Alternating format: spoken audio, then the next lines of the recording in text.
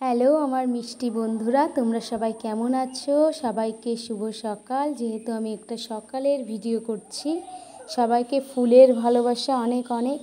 তো আজকের blog video মানে আমার লাইফস্টাইল, আমি কি করে সকালে আমার কাটে সময়টা সেটাই শেয়ার করব। তো সকাল থেকে স্টার্ট করছি।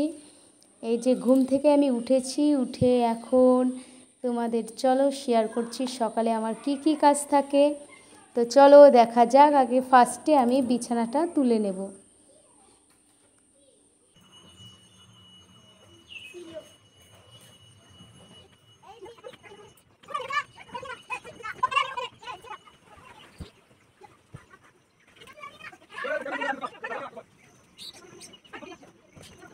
বিছানা তুলতে তুলতে এই দেখো আমি পেয়ে গেছি টাকা, 10 টাকার একটা কয়েন, যেটা আমার বরের পকেট থেকে হয়তো পড়েছিল।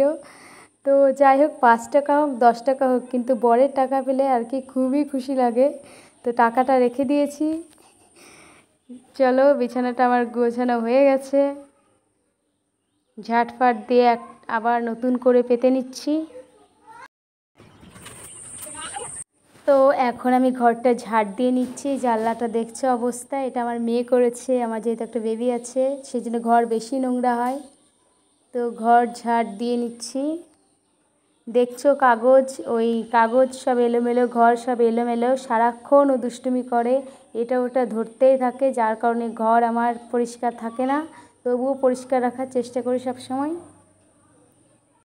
আমাদের মেয়েদের চুলটাকে যদি ঠিকঠাক বাঁধা না হয় তাহলে কাজ করাও ভালো হয় না, চুল নাকে মুখে পড়ে, যেটা একদম বিরক্তিকর লাগে। তাই চুলটা বেঁধে নিয়েছি। এবার চলো আমি দেখাচ্ছি দুটো পুচকু, একটা হচ্ছে আমার মেয়ে আর একটা আমার ভাসুরের ছেলে। ঘুম থেকে উঠেছি, উঠে দেখছি ওরা চলে গেছে জঙ্গলে। তো ওখানে মশা আছে, ওই সাইডে অনেক গাছ আছে, মশা আছে, ওদের বলছি যাস না। তো দেখো কি বলছে, জঙ্গলে যাবা না, জঙ্গলে মশা আছে, মশা কামড়াবে, তারপরে জ্বর হবে, ঠিক আছে। আর এই যে বাসন, সকালে কিন্তু কটা বাসন না, আরও বাসন মেজেছি, বাট দেখানো হয়নি, ওই জন্য জাস্ট ভিডিওর জন্য কটা দেখাচ্ছি। আর এই যে বাসনগুলো মেজে নিচ্ছি, কাপড়ও ভিজিয়ে দিয়েছি, কাচবো। বাসনগুলো মেজে নিচ্ছি ফটাফট।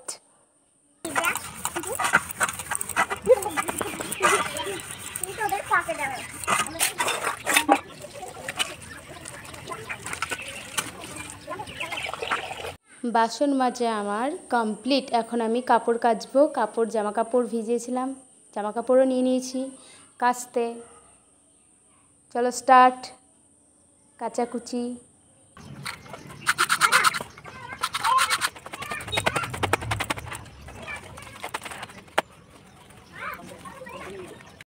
যেহেতু বাচ্চা আছে তো প্রতিদিনই জামা কাপড় কাচতে হয়, বাচ্চা থাকলে যেটা হয়।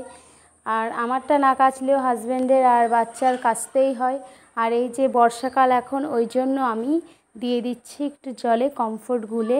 কমফোর্টের সেন্টে জামা কাপড় না শুকালে তবুও সেন্ট থাকবে। তোমরা যারা যারা বর্ষায় জামা কাপড় নিয়ে চিন্তা করো, তো তাদেরকে সাজেস্ট করবো এই কমফোর্টটা অবশ্যই দেবে।